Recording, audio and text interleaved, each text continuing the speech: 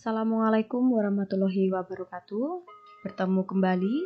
Sekarang sudah masuk ke bab 2, kelas 10, yakni pengetahuan dasar pemetaan, penginderaan jauh, dan sistem informasi geografi atau SIG. Jadi nanti di bab 2 ini kita akan membahas 3 materi tentang peta, tentang penginderaan jauh, dan SIG. Materi pengetahuan dasar pemetaan yang akan kita pelajari pertama, pengertian peta, komponen-komponen peta, fungsi peta, dan tujuan pembuatan peta. Nah, kita masuk yang pertama, peta. Peta itu apa sih? Peta ialah suatu representasi atau gambaran unsur-unsur atau kenampakan-kenampakan abstrak objek-objek yang dipilih dari permukaan bumi atau yang ada kaitannya dengan permukaan bumi. Digambarkan pada bidang datar yang diperkecil atau diskalakan. Nah, contoh peta Indonesia. Dan yang kedua yaitu jenis-jenis peta. Jadi yang pertama, berdasarkan isinya dibagi ada 2, ada peta umum dan peta khusus atau tematik. Peta umum yakni menggambarkan permukaan bumi secara umum, memuat semua kenampakan yang terdapat di suatu daerah, baik fisik maupun budaya. Ada 3 jenis, yakni peta korografi, topografi, dan dunia. Nah ini adalah peta korografi, yaitu peta yang menampilkan permukaan seluruh atau permukaan bumi secara umum. Kemudian ada peta topografi, yaitu peta yang menampilkan relief atau bentuk permukaan bumi, biasanya dalam bentuk garis kontur. Yang ketiga, ada peta dunia, itu peta yang menampilkan satu dunia. Kemudian yang kedua, yakni peta khusus atau tematik, yakni peta yang menggambarkan ciri khas atau memuat tema khusus.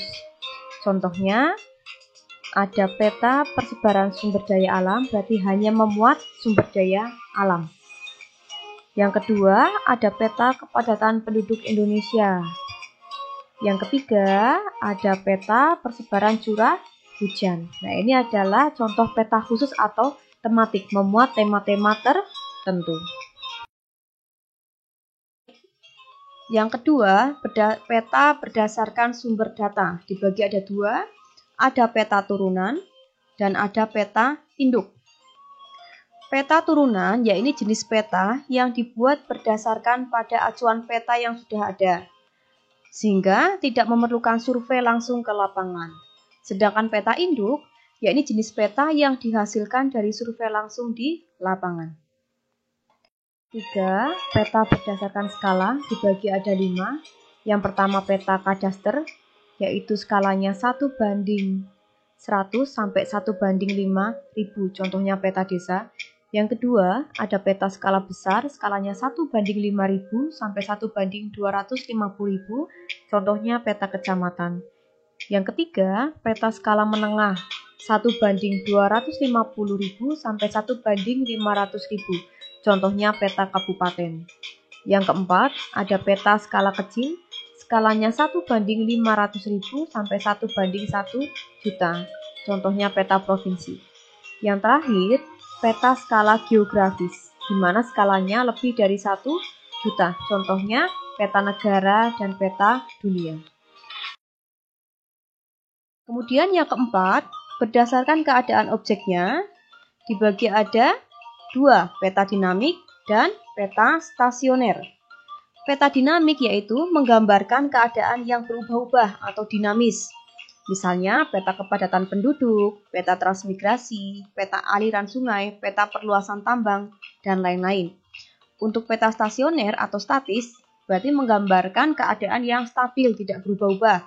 Contohnya, peta administrasi atau peta wilayah, peta tanah, peta geologi, dan sebagainya. Kelima, peta berdasarkan bentuknya. Ada 3, yang pertama peta timbul, yang kedua peta dasar, yang ketiga peta digital.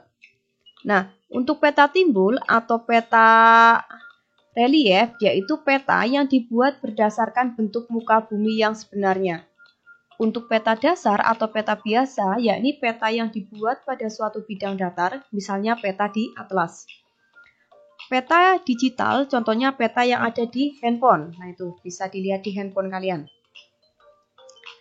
Ini ada contoh-contoh ketiga peta tersebut. Yang pertama ada peta dasar, ini contoh peta Provinsi Jawa Tengah. Yang kedua ada peta timbul, ini contohnya peta Bali. Kemudian yang ketiga ada peta digital. Ini menggunakan Google Earth. Nah, kita masuk ke komponen peta. Komponen peta dilihat yang pertama itu ada judul peta. Yang kemudian kedua ada mata angin atau orientasi. Kemudian nanti ada skala, ada legenda, ada simbol, ada inset, ada sumber pembuat dan tahun peta. Kemudian ada garis astronomi, ada tipe hurufnya, kemudian ada garis lintang garis bujur masuknya ke garis astronomi, ada warna peta, dan ada garis tepi. Akan kita bahas satu per satu. Yang pertama yaitu judul peta. Nah, peta itu harus diberi judul atau identitas yang mencerminkan isi peta. Contohnya, peta Provinsi Jawa Barat, berarti isinya ya berupa Jawa Barat. Kedua, arah mata angin atau orientasi. Orientasi peta atau diagram petunjuk arah menunjukkan posisi dan arah suatu titik maupun wilayah. Nah, ini bisa menggunakan berbagai macam simbol, terserah. Yang ketiga, ada garis tepi. Terletak di bagian tepi peta dan ujung-ujung tiap garis bertemu dengan ujung garis yang berdekatan. Jadi sebagai batas, jangan sampai melebihi garis tepi. 4. Garis astronomis, yaitu koordinat atau garis bujur dan garis lintang, ditunjukkan dengan satuan derajat. Nah, ini. Yang kelima, ada inset, merupakan sebuah peta tambahan yang mempunyai ukuran lebih kecil dan memberikan kejelasan yang terdapat di dalam peta utama. Nah, inset itu ada dua, ada inset pembesaran dan inset pengecilan. Kita lihat. Ini di sini ada peta ASEAN. Di peta ASEAN itu kita lihat ada peta kecil yang di atasnya. Ini adalah Brunei Darussalam dan yang ini adalah Singapura. Nah, di peta ini tidak terlihat Brunei Darussalam letaknya di mana dan Singapura di mana, sehingga perlu adanya inset pembesaran. Untuk yang inset pengecilan, ini contohnya peta Jawa Tengah. Nah, menunjukkan di mana sih lokasi Jawa Tengah. Kita tampilkan insetnya berupa Pulau Jawa. Nah, ini bedanya inset pembesaran sama inset pengecilan.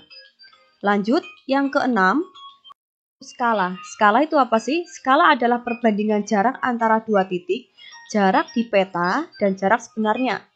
Ada 3 bentuk penyajiannya, yaitu yang pertama, menggunakan skala numerik atau angka. Contohnya, 1:25.000. Yang kedua, ada skala garis atau grafis. Ini contohnya. Kemudian yang ketiga, ada skala verbal, berarti diucapkan 1 cm di peta sama dengan 25.000 cm di lapangan. Yang ketujuh, ya ini legenda. Memuat keterangan semua simbol yang terdapat pada peta agar peta mudah dipahami. Nah, ini legenda itu adalah kumpulan dari simbol-simbol yang ada di peta tersebut. 8. Simbol. Simbol yakni mewakili bentuk-bentuk yang ditampilkan di dalam peta. Syarat simbol yang pertama, kecil, agar tidak terlalu memerlukan banyak ruang pada peta. Kemudian yang kedua, sederhana. Yang ketiga, jelas, agar tidak menimbulkan salah tafsir. Nah, simbol peta itu dibagi ada 3. Ada simbol titik, ada simbol garis, ada simbol area. Untuk simbol titik itu, untuk mewakili ibu kota negara, ibu kota provinsi, ibu kota kabupaten atau kota, kecamatan, gunung baik yang aktif atau yang tidak aktif, kemudian pelabuhan, bandar udara, sekolah, dan lain-lain. Simbol garis untuk sungai, jalan raya, kemudian batas negara, provinsi, daerah. Yang ketiga, simbol area, yaitu untuk mewakili danau, rawa, sawah, formasi batuan kapur. 9. Sumber pembuat dan tahun pembuatan, yaitu merupakan orang atau lembaga yang membuat peta dan pada tahun berapa peta tersebut dibuat. Ini contohnya, sumbernya peta rupa bumi Indonesia lembar berapa, disusun oleh siapa, pada tahun berapa. Yang 10 adalah warna, digunakan untuk menonjolkan perbedaan objek pada peta. Penggunaan warna biasanya yang pertama coklat itu untuk penampakan relief muka bumi, biru itu untuk perairan, hijau nanti untuk vegetasi, merah dan hitam untuk penampakan hasil budaya seperti jalan, kota, pemukiman, pelabuhan, batas wilayah, dan putih itu untuk penampakan es. Untuk yang ke-11 yakni lettering. Semua tulisan yang bermakna yang terdapat pada peta meliputi kapital, huruf kecil, kombinasi huruf kapital dan kecil, tegak, serta miring. Nah, pada saat menulis di peta itu tidak boleh sembarangan. Nah, contohnya, penulisan wilayah administrasi dan nama tempat menggunakan warna hitam. Kemudian untuk kawasan perairan ditulis dengan huruf miring atau italik, kemudian mengikuti aliran sungainya. Nama jalan ditulis dengan warna hitam dicetak kecil. Untuk pegunungan atau perbukitan ditulis dengan bentuk miring italik menggunakan warna hitam. Fungsi peta yang pertama menunjukkan posisi atau lokasi suatu wilayah di muka bumi.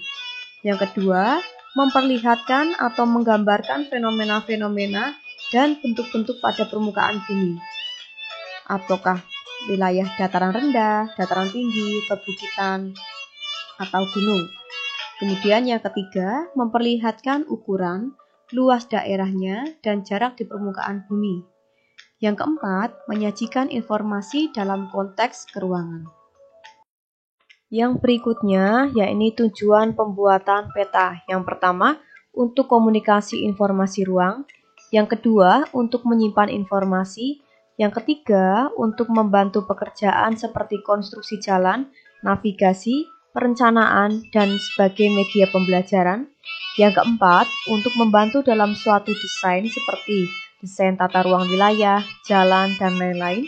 Kemudian yang terakhir, untuk analisis data spasial, misal perhitungan volume, evaluasi lahan, dan lain-lain.